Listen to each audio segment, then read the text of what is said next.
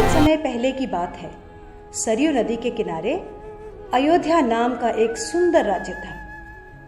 अयोध्या के राजा थे राजा दशरथ। उनकी 3 रानियां और 4 पुत्र थे, राम, लक्ष्मण, भरत और शत्रुघ्न।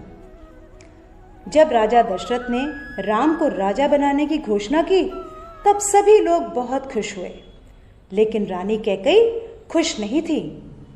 महाराज, क्या आपको याद है आपने मुझे 2 वचन दिए थे? आज उन वचनों को पूरा करने का समय आ गया है। मेरा पुत्र भरत राजा बने और राम 14 वर्ष के वनवास को जाए। राजा दशरथ की आज्ञा पाकर राम और लक्ष्मण सीता के साथ 14 वर्ष के वनवास के लिए चले गए।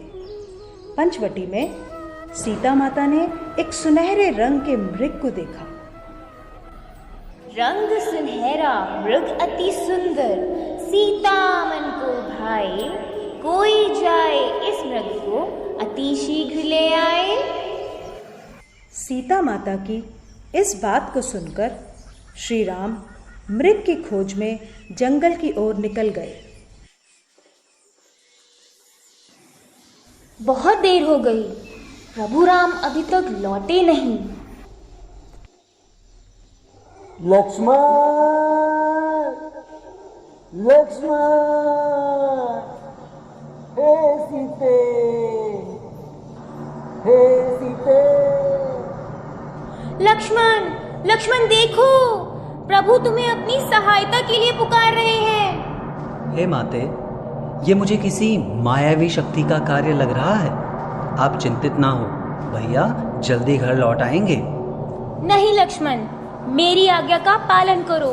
जाओ, प्रभु को तुम्हारी सहायता की आवश्यकता है। ठीक है माते, किंतु आप इस लक्ष्मण रेखा को पार नहीं करना। रावण को ज्ञान था कि वो लक्ष्मण रेखा को पार नहीं कर पाएगा, इसलिए उसने साधु बनने का ढोंग रचा और सीता माता को उठाकर ले गया। भिक्षाम देहि, भिक्षाम देहि। हे मुनिवर, भिक्षा स्वीकार कीजिए। हे देवी, एक साधु का इतना अनादर, घर के द्वार से ही भिक्षा देकर भेजना चाहती हो। जाओ, नहीं चाहिए तुम्हारी भिक्षा। नहीं नहीं मुनिवर, रुकिए, मैं आती हूँ।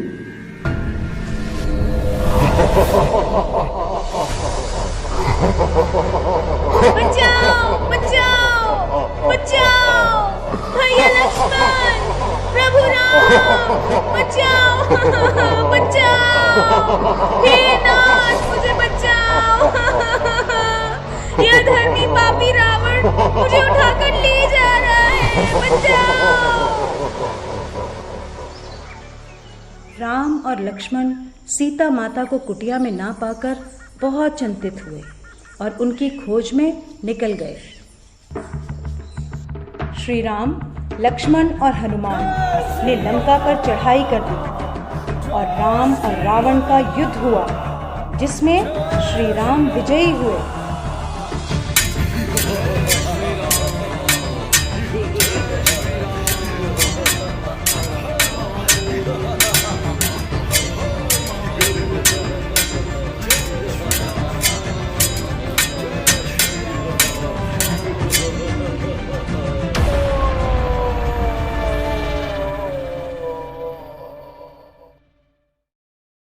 इसलिए इस दिन को विजयदशमी कहा जाता है।